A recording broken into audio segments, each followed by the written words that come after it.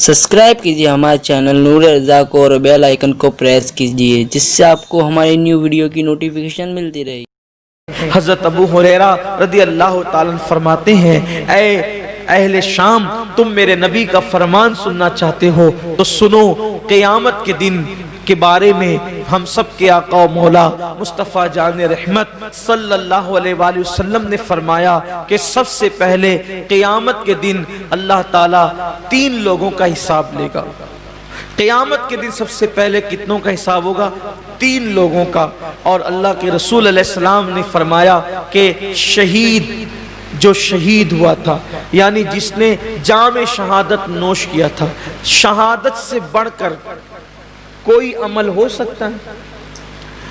इसलिए कि शहीद वो होता है जिसने अपनी जान अल्लाह के लिए खत्म कर दी, यानी जान ही दे दी उसने। शहीद ने, कुर्बानी में तो हम जानवर की गर्दन पे छुरी चलाते हैं, शहीद ने तो अल्लाह के लिए अपनी गर्दन पेश कर दी। शहीद ने अपनी गर्दन पेश कर दी। सबसे पहले शहीद आएगा और अल्लाह तबारक व ताला उस शहीद को अपनी नेमतें याद दिलाएगा। और नेमतें याद दिला करके अल्लाह ताला जब उसको अपनी नेमतें याद दिलाएगा तो पूछेगा, ऐ मेरे बंदे, मैंने तुझे इतनी नेमतें दी, अब बता तूने मेरे लिए क्या किया? शहीद अर्ज़ करेगा, मौला तू जानता है कि तूने मुझे नेमत दी तो मैंने तेरे लिए अपनी जान कुर्बान कर दी, गला कटा दिया, गर्दन कटा दिया और मैं शहीद हो गया, मैंने जान दे दी तेरे लिए। अल्लाह फरमाएगा तू झूठा है। अल्लाह फरमाएगा तू झूठा है, तूने इसलिए गर्दन नहीं कटाई थी कि मैं राजी हो जाऊं, बल्कि तूने इसलिए गर्दन कटाई थी ताकि लोग तुझे बहादुर कहें, लोग तुझे बहादुर कहें। बहादुर कहलाने की वजह से तूने ये काम किया था, सो वो लोगों ने तुझे कह दिया और मैंने तुझे बहादुर कहलवा दिया, इसलिए आज तेरे लिए मेरे पास नहीं है कुछ, और तूने जिसके लिए अमल किया था अब जाकर के उनसे सिला हासिल कर ले। घर की फ्रीज भरने वालों और घर की फ्रीज भरने के लिए कुर्बानी करने वालों, या लोगों की झूठी शोहरत के लिए कुर्बानी करने वालों, जरा होश के नाखून लो। यहां तो जानवर की गर्दन पे छुरी है, वहां तो उसने अपनी गर्दन कटाई। अल्लाह फरमाएगा तू झूठा है, बहादुर कहलाने के लिए शहीद हुआ था, जिसके लिए तूने ये काम किया था जाके उनसे सिला हासिल कर, आज तेरे लिए मेरे पास कुछ नहीं है। और अल्लाह फरिश्तों से कहेगा इस बदबख्त को घसीट करके जहन्नम में ले जाओ। मैं ये नहीं कहता कि कुर्बानी का गोश्त घर में रखना जायज नहीं, पूरा भी रख सकते हो, लेकिन अल्लाह के लिए तो कोई कुर्बानी करे।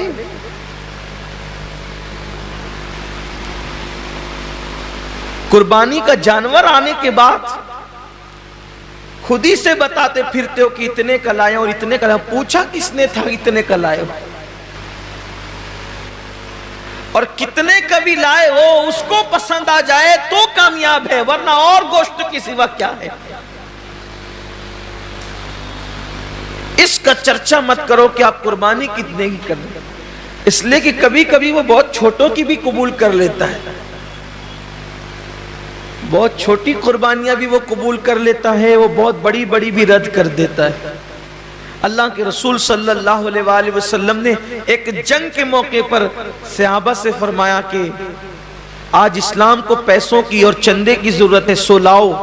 अल्लाह ने जिसको जितनी हैसियत दी। एक बूढ़ी औरत को पता चला कि अल्लाह के रसूल ने इस्लाम के लिए कुछ तलब फरमाया है, तो उसने एक यहूदी के घर जाकर उससे कहा कि चंद सेर खजूरे मुझे कर्ज दे दे, मैं तुझे लौटा दूंगी चरखा काट के। और जब वो खजूरे लेकर के आई तो सरकार के हाथों में दे दिया। अल्लाह के रसूल ने फरमाया कि जितना ये ढेर लगा है ना चंदे का, इसकी 2-2 खजूरें सारे ढेर पे रख दो। कमियत में ज्यादा नहीं थी वो, यानी क्वांटिटी में ज्यादा नहीं थी, بہت مختصر سی کھجوریں تھی، لیکن سب کے صدقے پر، سب کے چندے پر اس کا چندہ ملا کر کے رکھا گیا۔ پوچھا گیا یا رسول اللہ سب کا ایک ایک جگہ رکھا اور اس کا سب پر پھیلا دیا؟ حضور نے فرمایا اس بڑھیا کا اخلاص اتنا ہے کہ اس کے صدقے میں اللہ نے سب کا قبول کر لیا ہے۔ بات کوانٹیٹی کی نہیں ہے، کوالٹی کی ہے۔ بات کوالٹی کی ہے۔ اگر آپ 70,000 کا جانور بھی خرید کر کے لائیں، نیت اچھی نہیں ہے تو آپ 7,000 والے سے آگے نہیں بڑھ سکتے، اور 7,000 والے کی نیت اچھی ہے تو وہ 70,000 والے سے آگے ضرور بڑھ جائے گا۔ نیت بہت اچھی ہونی چاہیے، نیت کے اندر کوالٹی ہونی چاہیے۔ تو حضرت سیدنا ابو ہریرہ رضی اللہ تعالیٰ عنہ فرماتے ہیں کہ وہ شہید ہوگا، شہادت کے بعد بھی اس کو جہنم میں لے جایا جائے۔ پھر فرماتے ہیں ایک دوسرا بندہ اللہ کی بارگاہ میں آئے، اور آنے کے بعد وہ بندہ جب حاضر ہوگا تو اللہ رب العزت اس کو اپنی نعمتیں یاد دلائے گا، اور جب اللہ تعالیٰ اس کو اپنی نعمتیں یاد دلائے گا تو اللہ فرمائے گا کہ بندے تو نے میرے لیے کیا کیا؟ تو وہ جواب دے گا مولا میں نے علم حاصل کیا، علم پڑھا، اور علم سے میں نے خوب خدمت کی، تلاوت قرآن کی اور پڑھا پڑھایا، سب کچھ کیا، اپنا وقت دیا، وقت لگایا۔ اللہ فرمائے گا تو جھوٹا ہے، تو اس لیے تقریریں کرتا تھا، علم پڑھاتا تھا، خطابت کرتا تھا، تلاوت کرتا تھا کہ لوگ تجھے عالم کہے، قاری کہے، سو تجھے کہلوا دیا گیا۔ آج تیرے لیے ہمارے پاس کچھ نہیں ہے، جن کے لیے کیا تھا انہی سے صلہ مانگ۔ اور اللہ فرمائے گا اس کو بھی منہ کے بل گھسیٹتے ہوئے جہنم میں لے جاؤ۔ یعنی جس نے علم پڑھایا تھا، رات رات بھر مطالعہ کیا تھا، دن بھر لوگوں کے درمیان جا کر کے علوم حاصل کیے تھے، علم حاصل کیا تھا، لوگوں کے پاس سیکھا بھی تھا، سکھایا بھی تھا، تلاوتیں بھی کی تھی، لیکن اس کو وہاں کوئی صلہ نہیں ملے گا، اس لیے کہ اللہ کی رضا نہیں تھی، نیت اچھی نہیں تھی۔ آج آپ دیکھیں کہ ہماری نیتیں کہاں تک مخلص ہے، ہماری نیتوں میں کہاں تک اخلاص ہے۔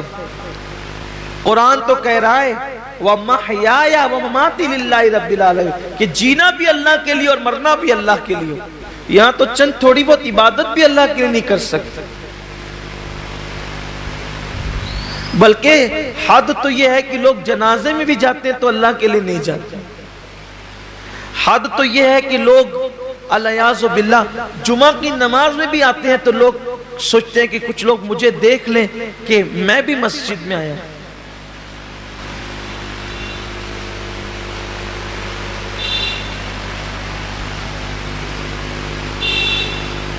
میں بھی عیدگاہ میں آیا ہوں، میں بھی حج کے لیے جا رہا ہوں، میں بھی عمرہ کے لیے جا رہا ہوں، قربانی میں بھی کر رہا ہوں، روزے میں بھی رکھ رہا ہوں، وظیفے میں بھی پڑھ رہا ہوں۔ سوچو کتنا بڑا سودا، کتنی گھٹیا قیمت پہ لوگ بیچ رہے ہیں۔ عبادت اللہ کی ہے، صلہ انسان سے لینا ہے، اور انسان کی اوقات کیا ہے کہ انسان کسی انسان کو صلہ دے سکے۔ اللہ کی عزت کی قسم، ایک مرتبہ لفظ اللہ کہنے کا صلہ پوری کائنات نہیں ہو سکتی۔ اس کا نام زبان پر آیا، اس کا صلہ کائنات کی تمام نعمت نہیں ہو سکتی۔ اللہ کی عبادت کا صلہ اللہ کے سوا کوئی نہیں دے سکتا۔ تو بندوں کو چاہیے کہ بندے جب اللہ کی عبادت کریں تو نیت خالص کریں اور سوچے کہ بس اللہ مجھ سے راضی ہو جائے۔ اسی لیے تو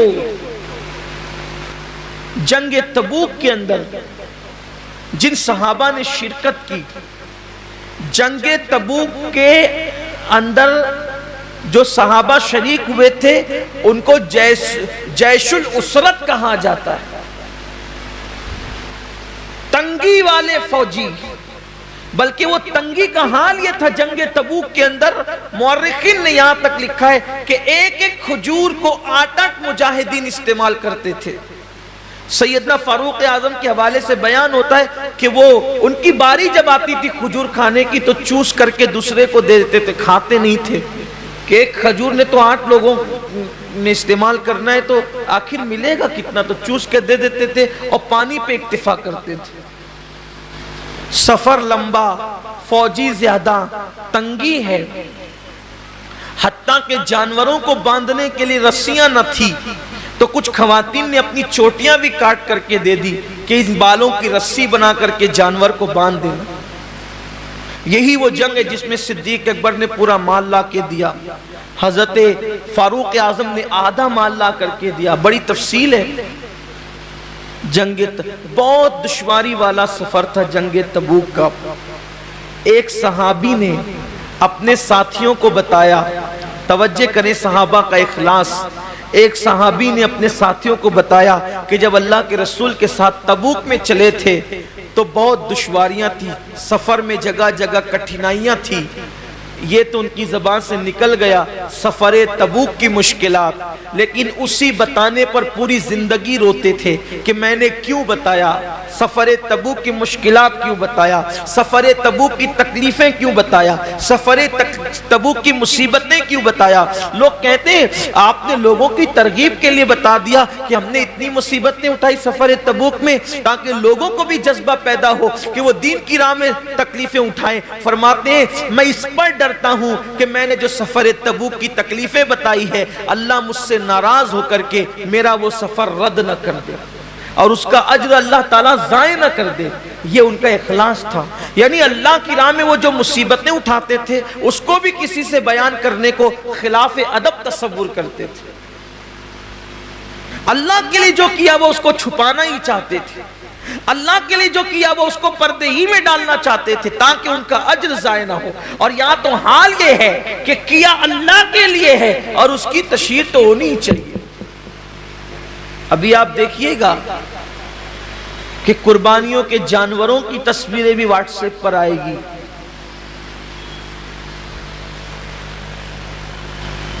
قربانیاں بھی واٹس ایپ پر آئے گی، بچڑوں کا گھمانا پھرانا بھی واٹس ایپ پر آئے گا،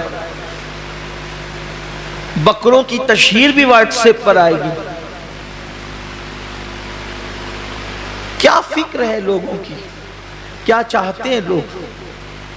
کیا اللہ کا دیا ہوا صلہ کم ہے جو بندوں سے صلہ چاہتے ہیں؟ کیا اللہ کی دی ہوئی نعمت کم ہے جو بندوں سے صلہ چاہتے ہیں؟ ارے بندہ کیا دے گا صلہ، اور بندہ اگر کسی کو دے بھی تو اپنی اوقات کے مطابق دے گا، اللہ کسی کو صلہ دے تو اپنی شان کے مطابق عطا فرمائے۔ تو جس نے اپنی شان کے مطابق دینا ہے صلہ اس سے لینا ہے، تو لوگوں کو چاہیے کہ وہ اللہ کی رضا کے لیے کریں۔ تو وہ جو علم والا بندہ ہے اللہ فرمائے گا کہ تو نے میرے لیے نہیں کیا بلکہ عالم کہلانے کے لیے کیا، علم والا کہلانے کے لیے کیا، خطیب کہلانے کے لیے کیا، ادیب کہلانے کے لیے کیا۔ ارشاد ہوگا اس کو بھی منہ کے بل گھسیٹتے ہوئے جہنم میں لے جاؤ۔ حضرت سیدنا ابو ہریرہ فرماتے ہیں تیسرے بندے کو لایا جائے گا، جب وہ تیسرا بندہ آئے گا تو وہ تیسرا بندہ اللہ فرمائے گا میں نے تجھے نعمتیں دی تھی بندے، بتا تو نے کیا کیا، اے بندے تو نے کیا کیا، میں نے تجھے نعمتیں دی تھی۔ وہ عرض کرے گا مولا تو نے جو مجھے دولت دی تھی میں نے خوب لٹایا تیری راہ میں۔ اللہ فرمائے گا تو جھوٹا ہے، تو اس لیے دولت خرچ کرتا تھا، پیسے نکال نکال کر دیتا تھا کہ لوگ تجھے سخی کہیں، سو میں نے تجھے کہلوا دیا، آج تیرے لیے میرے پاس کچھ نہیں۔ جن لوگوں کے لیے تو نے یہ کام کیا تھا جا کے صلہ ان سے لے لے، اور اس کو بھی منہ کے بل گھسیٹتے ہوئے جہنم میں ڈالا جائے۔ یہ حدیث جب بھی پڑھی جاتی تھی سیدنا ابو ہریرہ جب بھی پڑھتے تھے تو اتنا روتے تھے ایسا لگتا تھا جیسے کہیں روتے روتے ان کی جان نہ نکل جائے، روتے روتے ان کی روح نہ پرواز ہو جائے۔ لوگ دعائیں کرتے تھے کہ کاش ابو ہریرہ چپ ہو جائیں کہ پہلے 3 لوگوں کا حساب ہوگا اور تینوں کے پاس کتنے بڑے بڑے اعمال ہوگے، ایک کے پاس شہادت، دوسرے کے پاس علم، تیسرے کے پاس سخاوت، لیکن اللہ تعالیٰ تینوں کو جہنم میں داخل فرمائے گا صرف اس وجہ سے کہ انہوں نے یہ کام اللہ کے لیے نہیں کیا تھا۔ آج کتنا اللہ کے لیے ہو رہا ہے دیکھ لیں آپ، حج کو دیکھ لیں، زکوٰۃ کو دیکھ لیں، قربانی کو دیکھ لیں، صدقات کو دیکھ لیں، مسجدیں بنانے کو دیکھ لیں، مدرسے بنانے کو دیکھ لیں، آپ دیکھ لیں